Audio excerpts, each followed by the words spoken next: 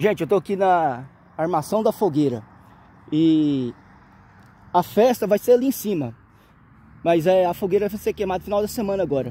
E o prefeito Delcino convida todo mundo para vir para essa festa. E também tem o que o Delcino falou, o cara que subir no pau de sebo lá vai ganhar R$500 na hora. É o que o prefeito falou, né?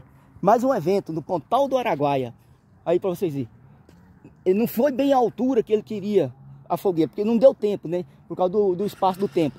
Mas ela tá com 42 metros, 45 metros de altura. Ela tá bem alta. Olha aí pra vocês verem.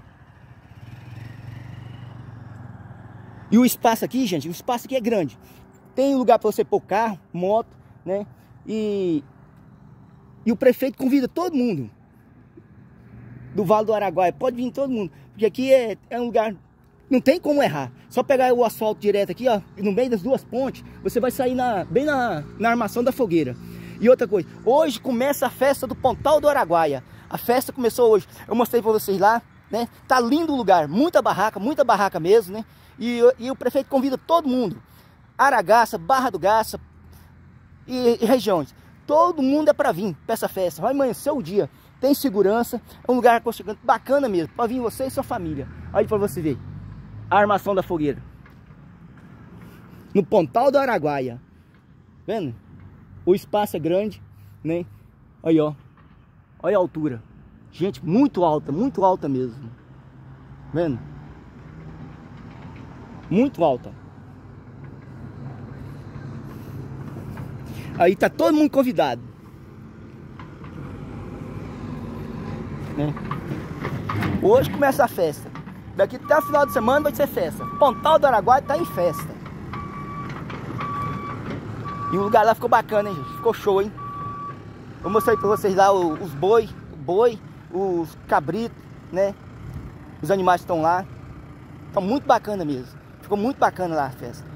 As barraquinhas. Então ele convida todo mundo. Aqui vai ser o lugar para pôr a fogueira, né? Mas a festa começa ali em cima, onde eu mostrei pra vocês. E começa hoje.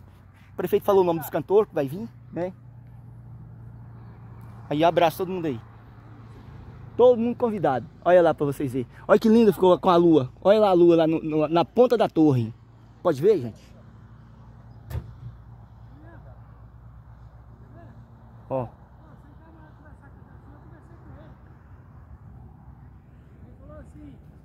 Isso.